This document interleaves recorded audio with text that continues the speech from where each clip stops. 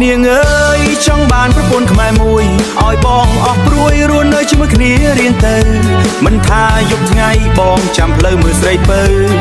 អូនាងអើយកុំឲ្យបងនៅកំព្រា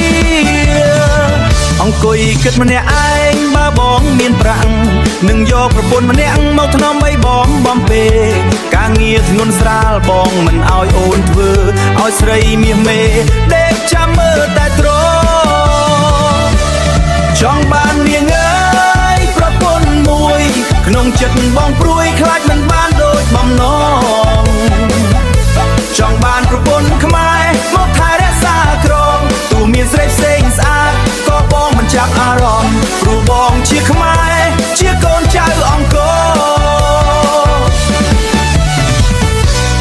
ទោះបីខ្លួនបងគ្មានប្រាក់10ដំឡឹងក៏បងខំប្រឹងធ្វើការដើម្បីជីវិត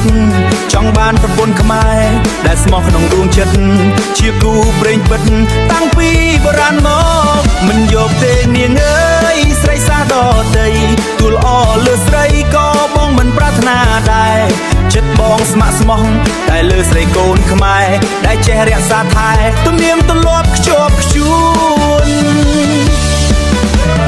ចង់បាននាងអើយប្រពន្ធមួយក្នុងចិត្តបងព្រួយខ្លាចមិនបានដូចបំណងចង់បានប្រពន្ធខ្មែរចេះថែរក្សាគ្នាទោះមានស្រីផ្សេងស្អាតក៏បងស្រឡាញ់តែអូនព្រោះបងជាខ្មែរជាកូនចៅអង្គរចង់បាននាងអើយប្រពន្ធម្នាក់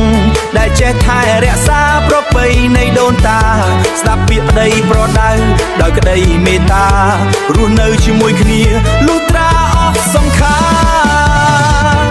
ររស់នៅជាមួយគ្នាលុះត្រាអស់សង្ខារ